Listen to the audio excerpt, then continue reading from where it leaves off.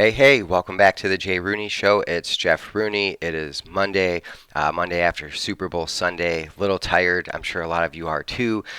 So I'm sure you're either on your way to work right now as I'm recording this, or you're just possibly waking up. Sorry for the lighting situation. It's still a little dark where I'm at, and the lights just make the video worse. So let's just jump right in. We got some quickies for you right off the bat today. Then we're going to hit our trending topic, which is, I think, a pretty popular one. I think we're all dealing with the cost of food right now. And then I'm going to introduce to you today's concept. On the sake of just jumping right in, it is Valentine's Day. So real quick, happy Valentine's Day to everybody out there. It is 2/14/2022. So let's kick Monday off with a Elon Musk Monday. So every Monday we're going to do a segment called Musk Monday. Like I mentioned in episode 1, I'm a big Elon Musk fan. And he's involved with so many different things. So there's a lot to talk about, which we're going to talk about all of it. Stay tuned. Next Monday, we're going to get into a little bit about Neuralink, and it sounds like it may have ended up harming some apes, or even possibly killing a couple apes. So, we're going to dive into that. I haven't fully read that story yet. I've just been saving some articles to do some research for this show. But today's Musk Monday is going to be on Lidar. If you're not familiar with Lidar, it is a technology very similar to radar. It's been around for a long time, and it's starting to definitely grow with popularity. So basically, if you're not familiar with it, Lidar is a method for determining ranges by targeting an object with a laser and measuring the time for reflected light to return to the receiver. Lidar can also be used to make digital 3D representations of areas on the Earth's surface and ocean bottom by varying a wavelength of used light. So, this is something that a lot of scientists and people that are really into studying the environment, the geography, landscapes, ocean floors, things like that. This technology is used a lot, and it's really cool for people like me who's really into discovery. And they say below the sand in Egypt, there's just tons of pyramids we haven't uncovered yet. So, technology like this helps us discover those things. Well, we also use them in autonomous vehicles. So these sensors using LiDAR, or light detection and ranging, work like radar systems, with the only difference being that they use laser light instead of radio waves. So if you understand how radar works, it sends out radio waves. This is basically just sending out lasers instead, and the lasers bounce back and forth. So LiDAR technology uses near-infrared light to detect objects around a vehicle. This is a really big concept for autonomous vehicles, as you might imagine, as we continue to try to achieve self-driving vehicles. So Elon Musk and Tesla have not really fully embraced LiDAR yet, and a lot of other companies have. I recently came across 2 articles, which is why I wanted to discuss this today. First one read, Musk looks increasingly isolated as automakers embrace LiDAR, and the other was, LiDAR CEO Elon Musk made the right choice 5 years ago, not today. Articles will be in the description below, so make sure you're checking that out. Also, just wanted to quick give you a heads up. I'm in the process of putting together a little website, JRooney Project, where you'll be able to find all of my content that I use on this show. So you'll be able to go there. If for whatever reason you forget to grab it out of the description, or time passes and you just want to revisit something, it's all going to be on my site. I'm also going to have some other things on the site. I'm going to get a little bit more into working out on that site too. So if you are looking to make some changes in your life and get healthy, get in shape, you're going to want to check that out. I'm going to go more in depth into exercise and fitness and healthy living, stuff like that, on the site. So anyways, back to Elon Musk. In 2019, Musk did say that anyone who uses LiDAR is doomed. And I'm not really sure if he said that at the time, because LiDAR is really expensive. The cost has significantly come down since he said that, and a lot of his competitors, if not all of them, are using it. So, it could have just been something he said to kind of throw something at him, and these articles, are their way of competing with him, right? They're using LiDAR as a differentiator. Anyone who's involved with business sales knows that sometimes the weaker company will come up with a differentiator if they're not confident in their product. So, oftentimes when companies go all in on differentiators, to me, it is a sign of weakness. Not always, though. Sometimes, like in this case, in 10 years from now, LiDAR might be pretty legit, and it could be very well something Tesla brings on, because as of 2021, Tesla actually went into a partnership with a company called Lumineer to use LiDAR. They are a LiDAR company. So, and it's been reported that Teslas have been seen driving around testing out LiDAR technology. Just do a Google search, you can find that. I did not actually link that, I just happened to see that on Google myself. However, I don't believe we're going to see any tech like that on Teslas anytime soon. Musk is really big on camera technology. He once said Tesla is trying to tackle, a huge problem. And that problem is passive optical recognition. And this is why Tesla is banking on cameras as the key piece of hardware for autonomous vehicles. With the ever increasing pixel resolution and low price point, camera sensors are seen as indispensable for advanced driver assistance systems like Tesla's autopilot.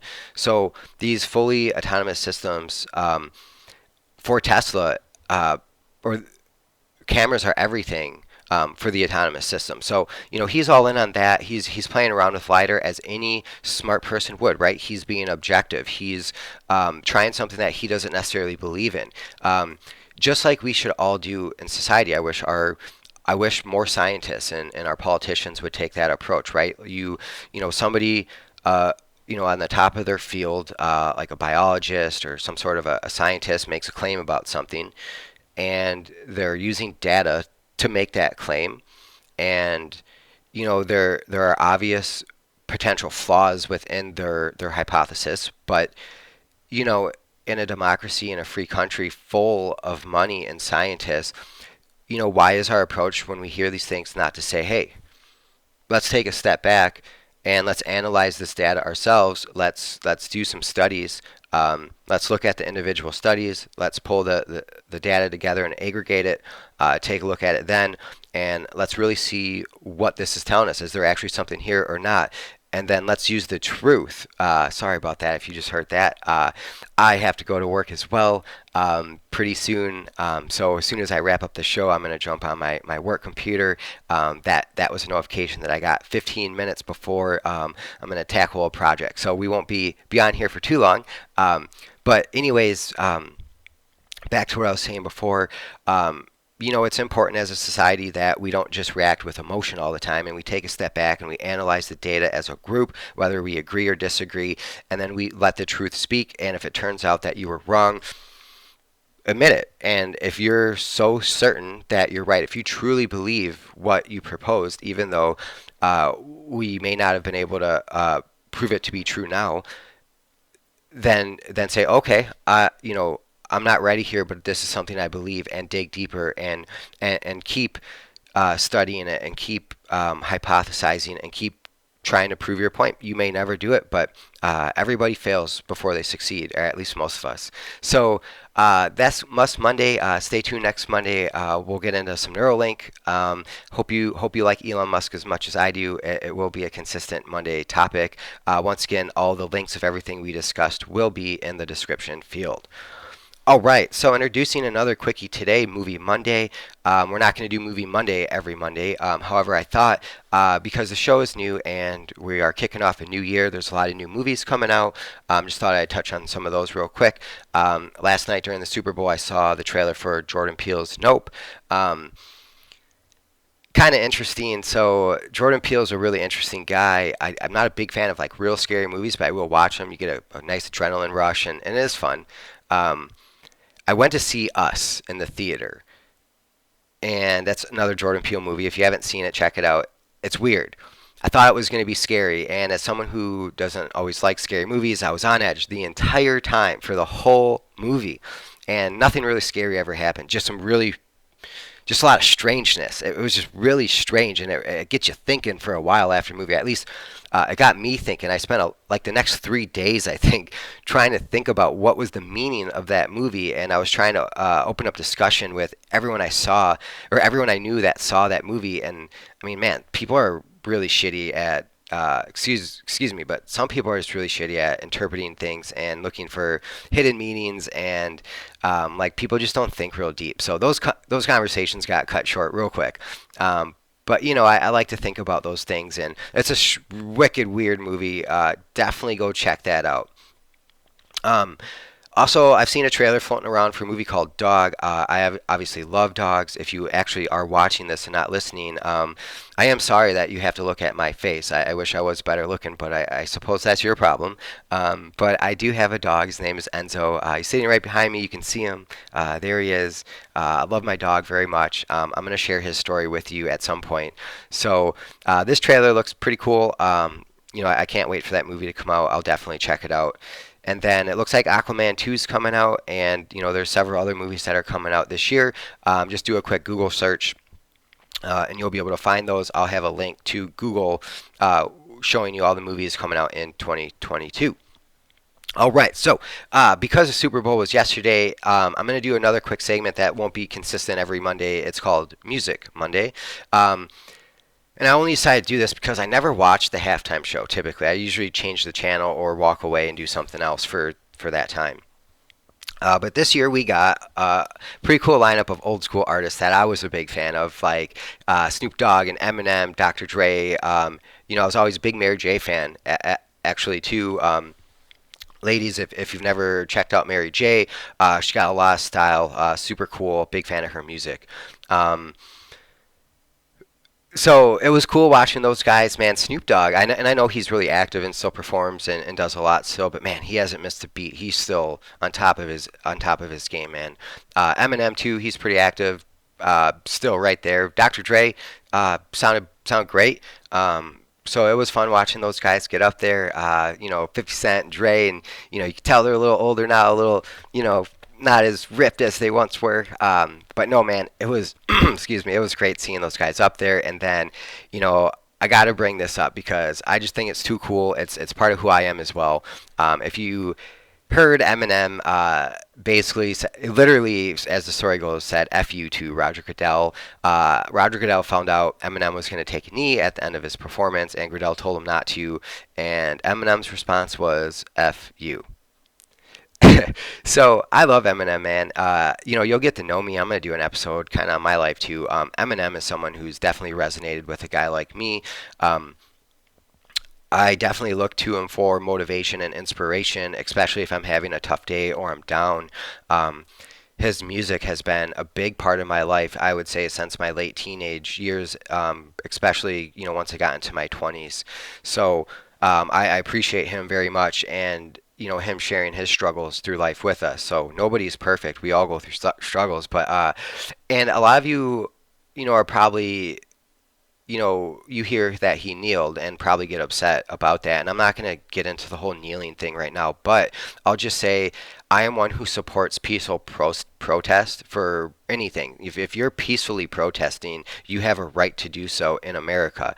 And whether I disagree or not, if you're not hurting anyone, you're not burning anything down, destroying anything, by all means, please. And you know what? I believe in freedom of speech. I'm all for it. And I'm all for somebody saying fuck you to somebody. Excuse my language. I'm not sure if this is going to be a real family-friendly show or not yet, but right now I'm trying to hold back from cussing too much, but that's kind of who I am too. And I'm going to share a story about a time I said F you to someone once, when I kind of share my story sometime. But anyways, I don't actually agree with Eminem's politics very much, as big of a fan as I am. And I don't know a whole lot about his politics. The little bit I do know, I tend to disagree, or we're not completely lined up. So you're going to run into that in life, and you're always going to come across people that you don't agree with. But when they're exercising freedom of speech, you have to appreciate it. That's America. That's who we are. We have the right to verbalize what we're feeling, right or wrong. We can say things, which is part of the reason I chose Rumble. If you're listening to this on Rumble, please download that app for me and hit that subscribe button. I'm really counting on you guys. I'm testing something out here, and I really want to see if I can make this work out. It's something I've always wanted to do, and I've thought a lot about it, and it was really hard. I just basically had to pull the trigger and start doing this show. I'm still learning a lot. I spent a lot of time this weekend trying to learn things about this, and I need a lot of practice still. So I thought I would just start making these podcasts and just get them out there. So whether you agree with Eminem's politics or not, Eminem has that FU money, and he definitely exercised it yesterday, which he has every right to do. More power to him. Good for you. Speaking of that, quick Super Bowl recap. The Super Bowl. Man, I love the beginning of the Super Bowl. Whether the game's actually good or not, the Super Bowl to me is represents some of what I love about America. And there's a lot of great things about America, but one of the things I like about America is football, right? And leading up to the game, we have the anthem sung with a beautiful voice. It's a beautiful song. We have the big flag on the field, and it just really gets me going. I absolutely love that. And then we get the jets that are flying over the top, and we hear them roar. If you've ever been in a stadium when that happens, you get goosebumps. I just think that's an amazing thing, and it's always a quick reminder of, we are an awesome country. I love this place. And then, to top that off, the Rock and his little monologue to get us into the game. I mean, that was awesome, man. I mean, who doesn't like The Rock? The Rock, America. So in football, what's more American than football? Not soccer football, but American football. The game was good. The game was cool. It started off kind of slow. Eventually, it kind of got going in the first quarter with a pass to Cooper Kupp, and then I believe a couple plays later, a pass to OBJ in the end zone. I haven't caught up on sports since the game. OBJ ended up getting hurt. I hope he's okay. I've always kind of been intrigued with that guy. He's a cool character. I do keep an eye on him. And just a quick shout out to Cooper Kupp. What a year, man. He had a huge year. And so did I in fantasy, thanks, in big part thanks to that guy, man. He got me, there was games I won, I'm pretty sure, because of him. And I had my best year in fantasy ever. I really want to win that some year. I've been playing for 14 years. I have more losing seasons than winning, so overall I have a really poor record. But I'm determined to win a championship someday. I thought this was my year. I made it to the semifinals, but I didn't make it to the championship game. So we're getting close. We'll get there. Patrick Mahomes. You came through late in the season. I could have used you there, though. There were some moments. Anyways. So we're going to get into our trending topic of the day. I was trying to keep the first part of Monday pretty light, and I'm not going to jump too much into politics and any real negative type stuff on Mondays. Personally, I don't take in news on Mondays. I just listen to audiobooks. I do some reading, and I listen to. I guess I might take in some news on Mondays, but I typically get it from sources that I normally wouldn't listen to. Basically, on Mondays, I never listen to my consistent news sources that I listen to Tuesday through Saturday. So today's trending topic is the cost of food, and inflation is just out of control, man. And depending on who you follow, who you watch, you may get varying opinions on inflation. I've heard everything from it's going to continue to rise to it should fall pretty soon. Some people have even tried to make the argument that it's good for us. Personally, I think that's bullshit, and I'll explain a little bit why. Because it's literally hurting my pocket. I don't make a lot of money. I have an average job. I'm an average American. So I assume if it's hurting me, and I'm single, so I don't have a second income either, which is the point of this show. So once again, if you like it, please help me out and subscribe to it. As the food costs go up, you have to make certain sacrifices, and I have goals right now that I'm trying to achieve, and one of which involves saving money, and it's getting really hard to save money. In the last couple of years, my rent's gone up, and my dog has gotten sick. He has something called EPI, and he's on a lot of medication, special foods. Things are expensive, and one of the things he eats is beef. So I'm not even going to get into that today. I will when I tell a story, but that's pretty expensive. But anyways, man, I go to the grocery store and you know, I only go to the grocery store every other visit now, and I have it delivered every other time.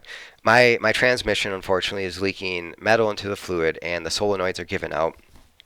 I'm not really in a position just to go get a new vehicle now, so I'm trying to save up every dollar I can get my hands on before I have to make that transition and just kind of keep what I have in case of an emergency, in case my dog gets sick again. One of my dog's surgeries was 10K. Just for the one surgery, it was 10K. So, I'm being very careful right now, especially with inflation is going up. I've even considered if my car dies, um, not just going out and getting a vehicle right away. There was a stretch at the height of the pandemic where I actually went 6 months without ever leaving my place, just to help prolong its life. And lately, I have been driving a lot. I take my dog to the dog park a lot, and I have been going to the grocery store every other visit. And I can't help but notice that the grocery store shelves, man, like they're so bare, and the meat, like there's just not a lot of meat out there, most of the time, and it really gets you thinking. So, if you're not familiar what's going on, the annual inflation rate in the U.S. has accelerated to 7.5%, as of January 2022, the highest since February of 1982, and well above market forecasts of 7.3%, which is absurdly high too. Like, why are they forecasting it so high? But as these soaring energy costs, they affect labor, there's shortages, and we have supply disruptions coupled with a strong demand. And this is just all weighing heavily on the average American, people like us. And this is per Trending Economics. I'll have a link in the description below so you can check this out yourself. But I'm sorry, man. Food prices have been a huge strain on me. I'm sure they are too. I already only eat 2 meals a day. I live the primal lifestyle, and before I had made adjustments, I already got really hungry, and that was by design. I don't believe I ever go into the ketogenesis. Or ketosis, sorry. I don't think I ever fully achieve ketosis. Sometimes I might, but I eat too much fruit in the morning, so I'm pretty sure I don't. However, I still get really hungry to the point where like my stomach hurts and I get pretty starving, and that's on purpose. I want those hormones that come from that. I want the advantages of keeping bad weight off from that, and I think it's really good to. I mean, we're gonna get into all that someday. I'm gonna really, get you guys into the primal lifestyle. So, really, a big part of the primal lifestyle is to eat less. Like, you don't need to eat as much as you think you do. You really don't. Unless you're like a bodybuilder trying to get as big as you possibly can. Why do you need to eat more than 2 meals a day? So, we're gonna really get into that. But what happens though, unfortunately, in my situation, I've scaled back my portions, and I'm getting hungry, dude. I get real hungry, like to the point where I try to play with my dog for a legit hour after work, or for, we'll walk, and then I try to play with him for a good 30 minutes before I start work. And I always eat before work, and I always eat right after I play with my dog at night. But lately, it's like I can't even make it, and I'm doing this to myself. Don't feel bad for me. Like, this is definitely self-inflicted, and and I gotta be honest. Like, every evening when I'm like frantically trying to make dinner because I'm so hungry, I can't help but think about all the parents out there, who come home and make dinner for their kids, or single parents perhaps, who maybe don't eat dinner themselves, so their kids have enough to eat, or other people who are trying to scale back. And it's probably a lot harder for some of you who eat a lot of processed foods. Believe it or not, it's a lot easier to go really long periods of time without eating if you don't eat sugar and processed foods. If you're not eating breads and pastas and oatmeals and oats and um, rices, those kind of things. Um, Believe it or not, you'll be able to extend the period of time that you don't need to eat, and you won't have up and down uh, insulin fluctuations that affect your energy and your mood. Since I've switched to the 2 meal a day concept, I pretty much get through the day, I don't get hungry until the end of my day. So I typically go from about 7 a.m. to about, on a normal day when I'm not scaling back, to about 4 or 5 p.m. before I even start feeling hungry. On a workout day, sometimes I get hungry a little bit sooner. And depending on my schedule, sometimes I'll sneak in dinner earlier at like 4, but sometimes I don't eat until 6 or 7 p.m. either. So, there's at least one day a week I'll go, 12 hours without eating basically 2 times in a row. During the day and then sleep, and we'll get into sleep a lot on this show too. So anyways, man, I'm not going to keep dragging on this segment. If you're struggling with food costs, so am I. Let's just hope that this improves soon. um, you know Fingers crossed. Let's all pray. I believe in God, and sometimes, the, in these hopeless or helpless situations, we have to pray to God. We have to let him know what's going on in the world, in our lives, and hope that he can, he's not going to help anything out. That's for sure. Don't expect him to do anything for you, but perhaps he can help put you in the right frame of mind to take this on, or just point you in the right direction. So let's move on to our concept of the day. We're at the 25-minute mark. I'm going to try to get this wrapped up here soon. Our concept of the day is time. I'm not sure how philosophical some of you are out there, or how much you think about certain things. Time is a concept that I often think about. It's really the one thing that you can't buy more of, I guess, unless you're rich and you have a lot of money. um, but time is defined on Google, at least. And real quick, if you've ever done a Google search versus DuckDuckGo search, oftentimes you'll get two completely different definitions and answers. I would encourage you to check that out from time to time. Just make sure that you are staying well versed, because apparently in 2022's America, words have a lot of different meanings. And I shouldn't say in 2022. I mean, you can go back to Politics in the English Language, written by George Orwell, who in, I believe, the late 1940s was already calling out the English language and all the manipulation that comes with it. So anyways, time by Google is defined as time is the continued sequence of existence and events that occurs in apparently irreversible succession from the past through the present into the future.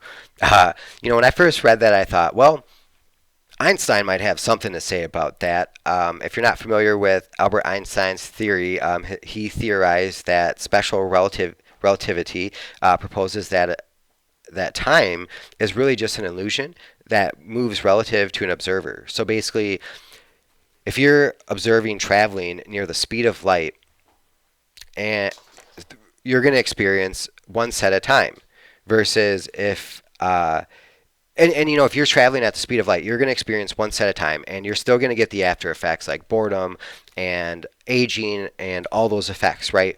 But to the observer, they're at rest and things are moving much more slowly, and their perception of time is different. So the theory of relativity, man, I can't say that word, is really, really interesting. The concept of time is really interesting. Will we ever be able to travel back in time? I believe that is something that Albert Einstein believed that one day may be achievable. So I don't know. It's a really interesting concept. If you're ever bored, that's definitely one of those things that I think is worth playing with. Like I said, unless you're rich and you can afford to have landscapers come over, people do your laundry and clean and cook for you and do all these things. The rest of us, we work 10 hours a day. And then after work, we take care of our pets and our kids, and then we have to cook dinner, then we have to clean up after ourselves. And if you're living a healthy lifestyle and you're anything like me, by the time you get done with those things, it's pretty much time to go to bed. And that's just the reality for a lot of us. And I think that's in big part a lot of why people are so stressed out nowadays. Those of us who are really trying, we work our asses off, we work long hours. And then we work our butts off at home trying to keep up. I know they say 1 out of 4 women suffer anxiety from work. 1 out of 4 to 5 men suffer anxiety from work. And I think a lot of that anxiety comes from the fact that you work so hard at work, knowing that the work's not done when you get home. You don't have people there doing these things for you. We can't, we can't just buy that time. And these people and rich people get to go explore hobbies and travel and, enjoy, better lives, like like that's just the truth. When you have more money, you have a better quality of life.